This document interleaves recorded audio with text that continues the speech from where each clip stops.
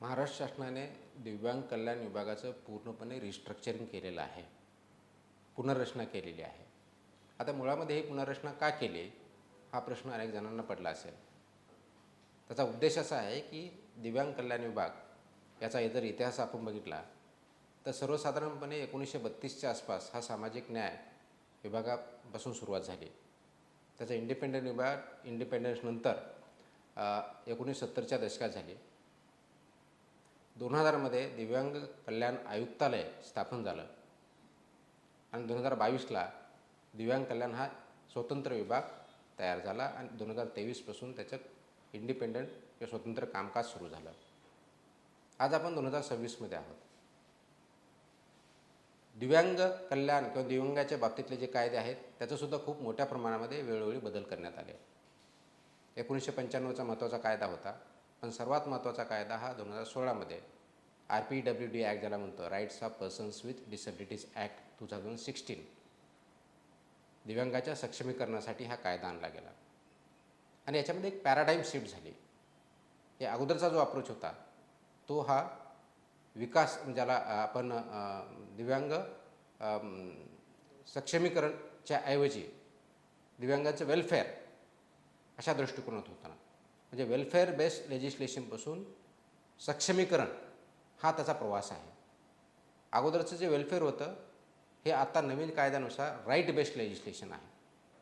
म्हणजे फक्त वेलफेअर न करता त्यांचं सक्षमीकरण करणे, त्यांना राईट्स देणे, त्यांचं एम्पॉवरमेंट करणे हा पूर्ण प्रवास आहे.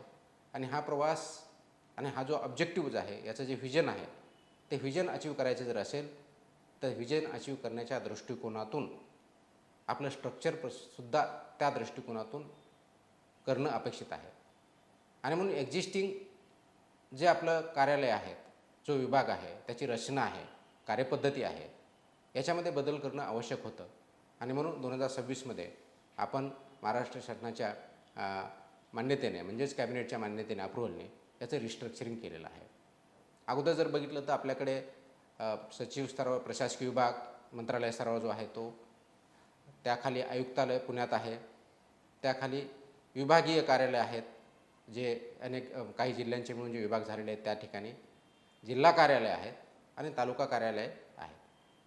नवीन याच्यामध्ये आपण मुख्य बदल हा केलेला आहे की 5 स्तरीय रचना ही 3 स्तरेवरती आणलेली आहे. म्हणून आता इथून पुढे प्रशासकीय विभाग, आयुक्त कार्यालय आणि जिल्हा कार्यालय या 3च ठिकाणी असतील. हे करताना दिव्यांग कल्याण विभाग हे फक्त कल्याणापुरतं मर्यादित जर अगोदरच्या कार्यालय ॲक्टनुसार होतं, त्याचं नॉमेनक्लेचर बदलून दिव्यांग सक्षमीकरण विभाग असं आपण केलेलं आहे. हे करण्याचा उद्देश आहे की 2016च्या कायद्यानुसार दिव्यांगाचं जर सक्षमीकरण करायचं असेल तो अप्रोच बदलावा लागेल, म्हणून आम्ही तो अप्रोच बदलला आहे. त्याचबरोबर स्ट्रक्चर जे चेंजेस करणं अपेक्षित ते स्ट्रक्चरल चेंजेस हे आपण रिस्ट्रक्चरिंगच्या माध्यमातून केलेले आहेत. मग दिव्यांग सक्षमीकरण विभाग, तसंच आयुक्तांचं नाव जे आहे आयुक्त दिव्यांग सक्षमीकरण, जिल्हा स्तरावर सुद्धा त्याचप्रमाणे आपण दिव्यांग सक्षमीकरण विभाग आणि जिल्ह्याचं नाव अशा पद्धतीचं नॉमेनक्लेचर आपण केलेलं आहे. दुसरी महत्त्वाची आपण जी गोष्ट केलेली आहे तर दिव्यांग सक्षमीकरण विभागाचे जिल्हा लेवलचे प्रमुख जे असतील ते मुख्य कार्यकारी अधिकारी जिल्हा परिषद हे असतील. या अगोदर DDEO यांना मुख्य आपण म्हटलं डिस्ट्रिक्ट डिसेबिलिटी ऑफिसर जे होते, तर त्यांच्याऐवजी आपण डायरेक्टली एक IAS ऑफिसरला या विभागाचं जिल्हा स्तरावरचं प्रमुख केलेलं आहे.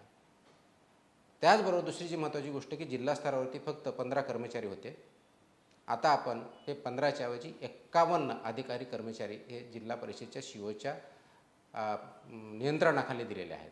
ज्यामध्ये एक आयुक्त स्तरावरचा अधिकारी आहे ज्यांचा स्केल जसे जिल्हा परिषदेचे इतर विभाग प्रमुख आहेत त्याच्याप्रमाणे हा S20 लेवलचा असेल.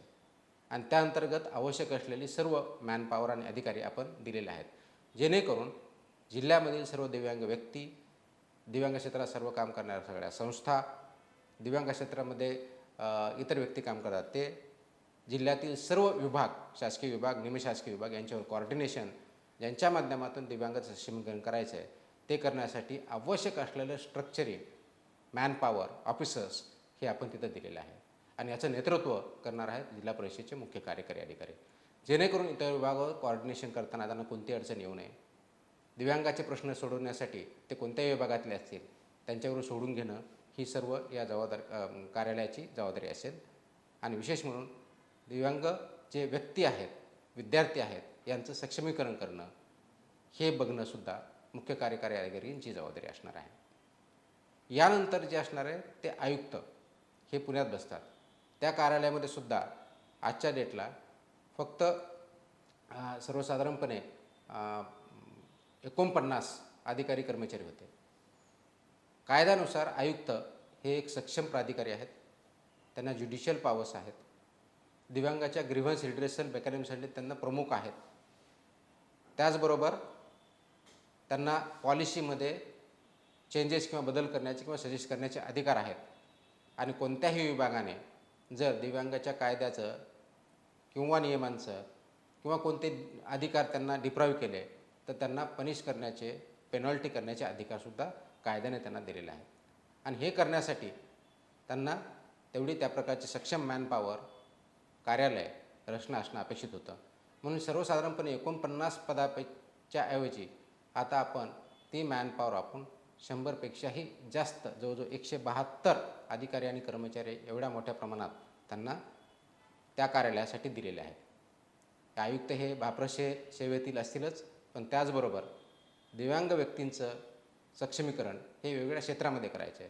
ते शिक्षण क्षेत्र असेल, आरोग्य असेल, पुनर्वसन असेल, स्किल डेव्हलपमेंट असेल, एम्प्लॉयमेंट असेल, सेल्फ एम्प्लॉयमेंट असेल, स्पोर्ट्स असतील, एंटरटेनमेंट असेल, या सर्व क्षेत्रामध्ये काम करण्यासाठी त्या त्या प्रकारचे व्हर्टिकल्स आणि हेड्स आपण दिव्यांग आयुक्त यांच्या नेतृत्वाखाली केलेलं आहे.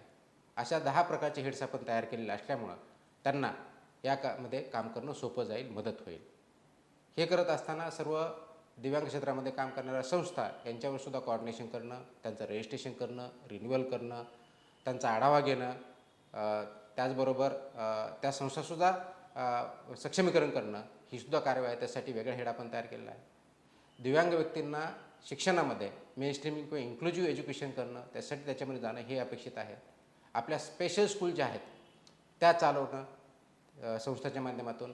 परंतु आपला उद्देश, कायद्याचा उद्देश आहे की हे जे दिव्यांग विद्यार्थी आहेत त्यांना मेनस्ट्रीम एज्युकेशनमध्ये आणणं, त्या सर्व शाळा ह्या दिव्यांगाचं सिस्टम जे आहे ते डेव्हलप करून त्यासाठी एज्युकेशन कसं घेता येईल, प्रोव्हाइड करता येईल हे बघणं. आरोग्य संस्थांमध्ये त्यांना ॲक्सेसिबिलिटी कशी असेल, प्रायोरिटी कशी असेल हे बघणं, त्याचं इम्प्लिमेंटेशन करणं. त्यासाठी आरोग्यासाठी आणि रिहॅबिलिटेशनसाठी आपलं व्हर्टिकल तयार केलेलं आहे. असं स्किल डेव्हलपमेंट असेल, एम्प्लॉयमेंट असेल, स्पोर्ट्स असतील, एंटरटेनमेंट असेल, या सर्व क्षेत्रामध्ये दिव्यांगांना सक्षमीकरण करण्याच्या दृष्टिकोनातून हे आपण रिस्ट्रक्चरिंग केलेलं आहे. आणि हा सगळा प्रवास करत असताना सर्व डिजिटल करत आहोत. मॅन्युअल इथून पुढे काहीही चालणार नाही, जेणेकरून ट्रॅकिंग राहील, ट्रान्सपरन्सी राहील आणि रिझल्ट येतील. दिव्यांग कल्याण विभागाचं रिस्ट्रक्चरिंग करताना फक्त नॉमेनक्लेचर आम्ही बदललेलं नाही, नाव बदललेलं नाही. दिव्यांग सक्षमीकरण विभाग ज्यावेळेस आम्ही केला त्याचबरोबर त्यावेळेस स्ट्रक्चर किंवा रचना बदलली आहे. उद्देशसुद्धा आपण तयार केलेले आहेत. व्हिजन आणि मिशन डॉक्युमेंट तयार केलेलं आहे. त्याच्यामध्ये कोणत्या स्ट्रॅटेजिक एरियामध्ये काय काय कारवाई करायची, कोणत्या योजनांचे हे पण तयार केलेलं आहे. आणि हे सगळं इम्प्लिमेंट करण्यासाठी रिस्ट्रक्चरिंगची आवश्यकता होती, ती पण आपण तयार केलेली आहे. पुढच्या काही काळामध्ये रिस्ट्रक्चरिंगसुद्धा नवीन पदं भरण्यात येतील.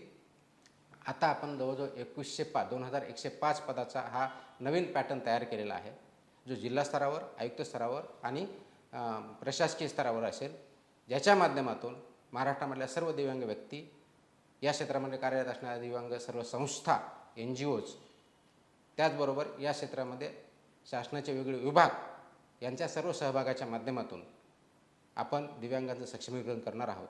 आणि म्हणून ही जी पुनर्रचना केलेली नसून तर या विभागाला सक्षमीकरण करून आणि त्या सक्षमीकरणच्या माध्यमातून दिव्यांगाचं सक्षमीकरण करणं हा उद्देश डोळ्यासमोर ठेवून हे आपण पुढचं पाऊल उचललेलं आहे. यासाठी आपण या विभागाचे सर्व लाभ घ्यावेत आणि हे लाभ घेताना दिव्यांग सहाय्यक पोर्टल जे आपण नवीन लॉन्च केलेलं आहे त्याच्या माध्यमातून घ्यावेत, जेणेकरून आपलं खरोखर सक्षमीकरण होईल आणि समाजामध्ये आपण ताठमानेने आपण जमू शकाल.